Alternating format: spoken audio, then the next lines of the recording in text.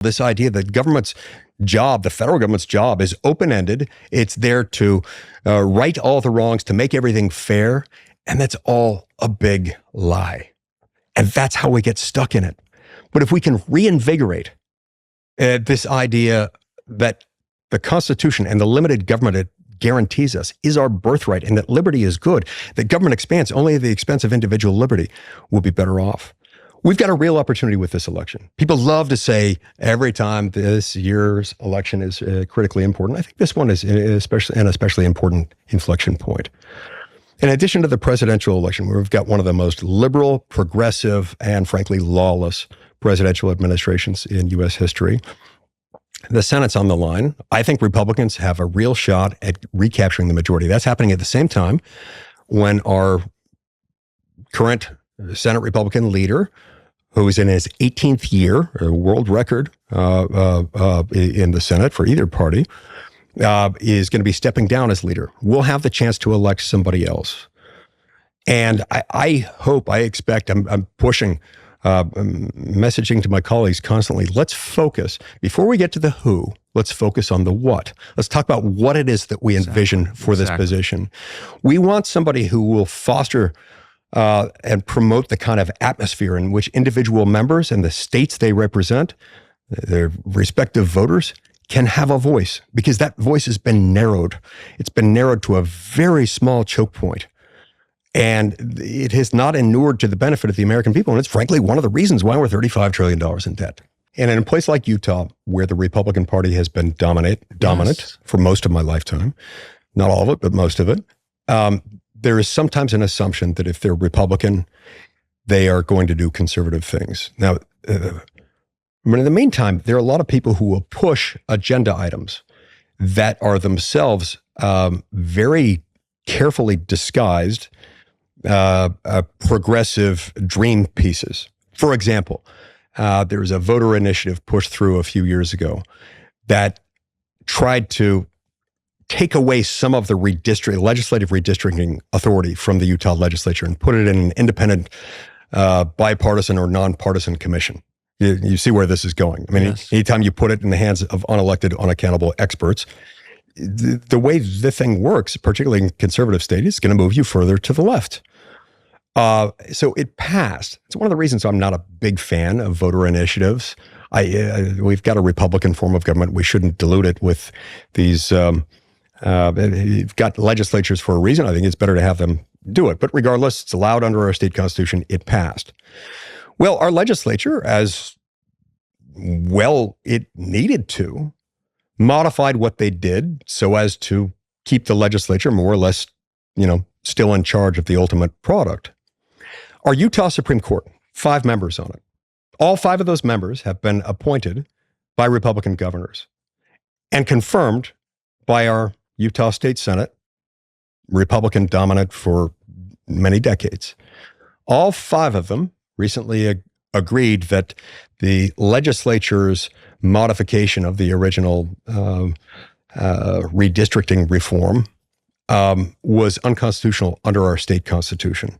This is how we get brought into a progressive system, bit by bit by bit, by the appeal of the allure of the scientific expertise and the use of the left's touchwords like the partisan gerrymandering and the rigged legislative districts. That's the whole point. Since the founding, it's been understood that this is how it works. The legislative body, it's a political process, alone can make this law. But I mean, so Utah is successful and conservative because of its population, because of its, this is my view, it's the dominant religion in the state is, in my view, inherently conservative in a, non-political, nonpartisan way, but just work hard, don't accrue debt, stay married. There were some people who said when California began to collapse, you guys need to build a wall on your western border to keep the Californians out. You didn't do that. I think it was a mistake. But now that you've been flooded with Californians, is there any discussion of instituting a probationary period before you let them vote? You come to our state from your failed state. It's almost like we import criminals from Venezuela.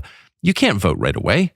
Why do you allow Californians to vote right away when they come to Utah? Why not a cooling off period of a couple decades? Yeah, I don't know that constitutionally we could get away with that much of it. The contours of that have not been entirely clear.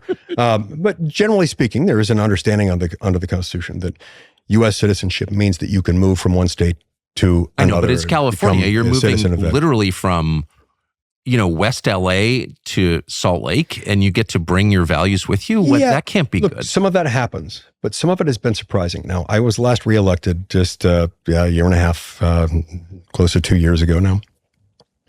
And we did a lot of polling during that debate, during that campaign and that election process. And when we drilled down on the crosstabs and we evaluated those who had moved in from out of state, including a whole lot who had moved in from California, we were shocked at how conservative they were. Many, if not most of them, were more conservative, more supportive of me than a lot of people who had lived in Utah for many decades. So they were like Cuban exiles then? Yeah, I think the birds of a feather flock together.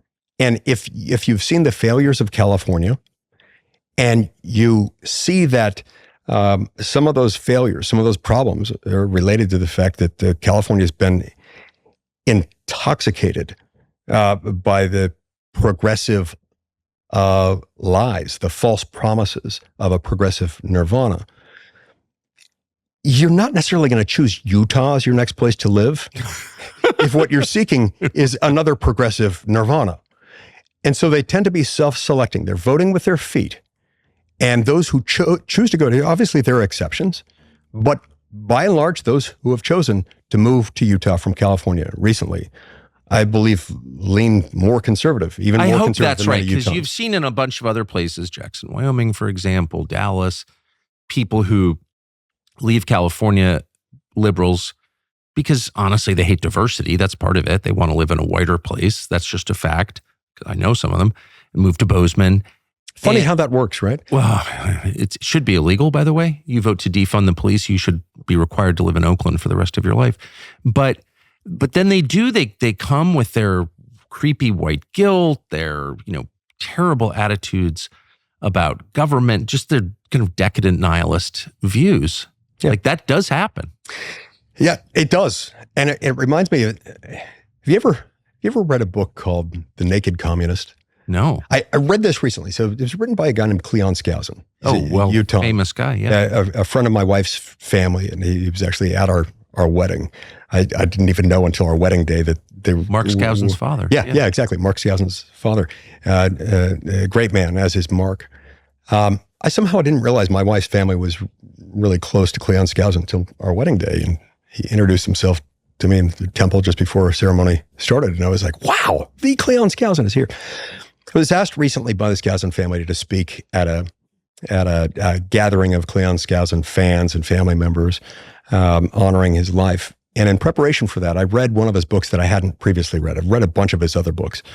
But I read The Naked Communist, a book that he wrote, I think, first back in the 50s and then continued to update it periodically until around the time of his death. But he outlines the plan by which those who wanted a more progressive form of government were influenced by Marxist philosophy generally and wanted to sort of inculcate a lot of that into the United States. I think we underestimate as Americans the extent to which we have been marinating in progressive messaging, which has elements of Marxist philosophy built into it, from the time we could crawl.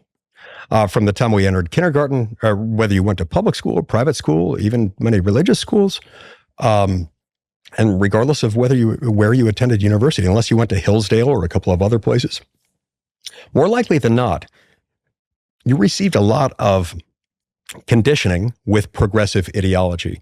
So much so that we almost don't have adequate language as part of our lexicon to communicate the true purpose and function of government.